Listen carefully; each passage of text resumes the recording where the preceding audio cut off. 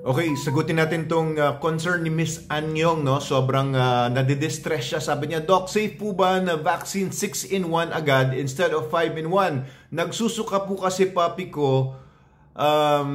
Tapos kaka-vaccine lang niya nung 6-in-1 kahapon. August 5 po birthday niya. So, ibig sabihin, 2 months old yung papi niya, no? And sabi niya sa next comment ay nagsuka daw ng milk at saka yung dog food or puppy food. First time daw niya magka-puppy, kaya syempre medyo distressful yan pagka ganyan nangyari sa puppy, no? Relax ka lang, Miss Anyong. Ito po ay maaaring normal lang naman po kapag ang puppy po ay nag-overfeed, no? Maaaring hindi naman dahil dun sa pagbakuna. And yung 6-in-1 po, wala naman po problema dyan kung i-replace ng 5-in-1. Kasi yung 6-in-1 naman, may additional na strain lang naman yan. It's not probably the reason na kung 5-in-1, walang mangyayaring ganyan. It could also happen kapag 5-in-1 ang binigay na vaccine. Ito po, no? If it's because of the vaccine that your puppy is vomiting, it's probably just because of an imbalance sa kanyang internal chemistry. Kasi po, pagka binakunahan ng tuta, ang purpose po ng pagbakuna is mag-introduce ng mga virus particles na, mga modified virus particles na yan. Ibig sabihin, inalis na yung capacity nila na mag-produce ng sakit, ng malubhang sakit sa puppy mo. Pero, the immune system will still recognize them as the virus na gusto nating punteryahin para pag dumating na yung totoong sakit, yung totoong virus na nagkakos ng sakit, ay malabanan na ng immune system ng puppy nyo. Kaya it's very important, guys, no, kung may puppy kayo, pabakunahan nyo starting 6 or 7 weeks pa lang noong 5-in-1 or 6-in-1. Depende sa kung ano po ang ibibigay ng vet ninyo, anong tingin ng vet ninyo. And I've heard, no, sa MSD, meron silang bakuna. I haven't used this yet. Pero yung kanilang parvovirus vaccine, binibigay lang once lang. Tapos hindi na daw kailangan magpabakuna ulit, no? Booster could probably be next year na. So, that's something that I would be exploring soon, no? Yung product ng MSD na yan, anti-parvo. Kaya kung meron kayong vet, no, papabakunan niyo aso nyo, you could ask your vet about it. Now, ito pong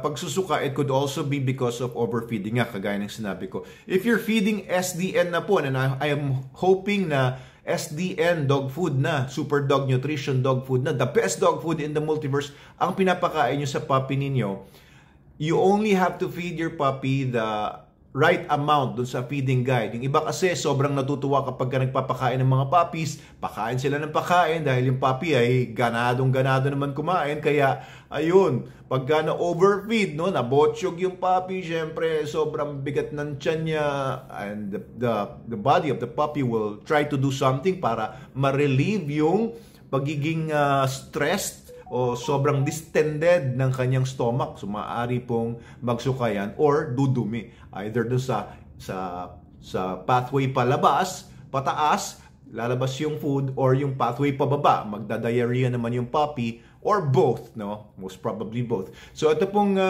pagsusuka po ng aso ninyo o ng tuta ninyo, it could be because of overfeeding din, no? Be careful. Ngayon, kung hindi naman dahil sa overfeeding and you're following the feeding guide of SDN, and SDN, available nga pala po yan dito sa TikTok shop natin, Shopee, Lazada, and dealers nationwide.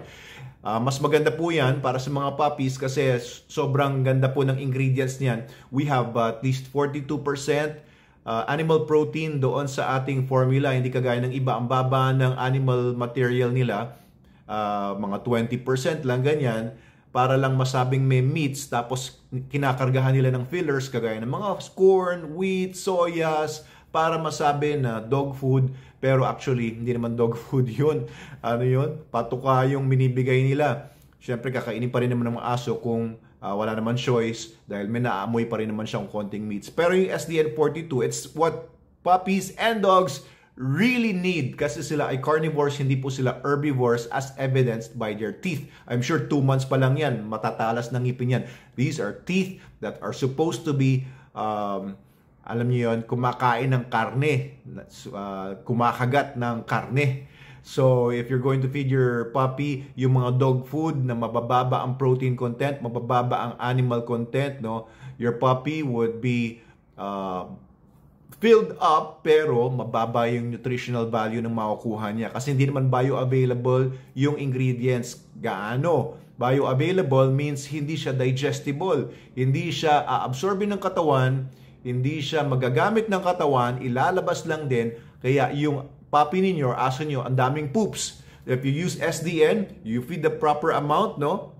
Konti lang at mas konti pa yung lalabas na poops kasi nagagamit talaga ng katawan ng aso ng maganda yung SDN, hindi kagaya sa ibang dog food na puro fillers nga. Kumbaga sa siopaw, kinain mo na yung buong siopaw, ang liit ng laman. Ganon yung dog food na iba. So if you're going to feed your puppy, then stop feeding your puppy milk.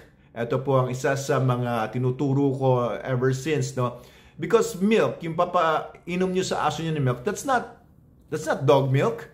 That's probably milk coming from cows or other, iba nagbibigay ng goat's milk kasi mababa yung lactose component ng goat's milk. It's better than cow's milk but still from a different species, no? Goats are not dogs, cows are not dogs. Kaya meron pong ibang mga sangkap yan na hindi pa rin appropriate bukod doon sa lactose na kung saan tayo nagpo-focus. Now, if you're going to feed your puppy milk, ang nagiging problema niyan, ang milk din kasi ay may pagka-inflammatory po yan. Ibig sabihin, inflammatory, it causes some reaction sa katawan na hindi tama, hindi maganda. So, if you're going to feed your puppy food, just give your puppy food or the best nga, yung SDN42 lang. Huwag nyo nang lagyan ng milk. If you want the kibbles to be soft, just put lukewarm water, nothing else. Lukewarm water, pagka nabasa nyo na yung puppy food, no, make sure that your puppy or your dog will eat the food within 2 hours because after 2 hours, magpa-proliferate na yung bacteria dyan. It could also be a cause for your dog's vomiting. So, pagka nakakain ng mga bacteria yan, panis na pagkain, syempre may reaction po yung katawan yan. So, make sure na yung pinapakain nyo po sa dogs ninyo are appropriate and safe, hindi spoiled. Okay, so Miss Anyong, ayan po yung mga ilang masasabi ko. I hope na maging okay po yung puppy ninyo.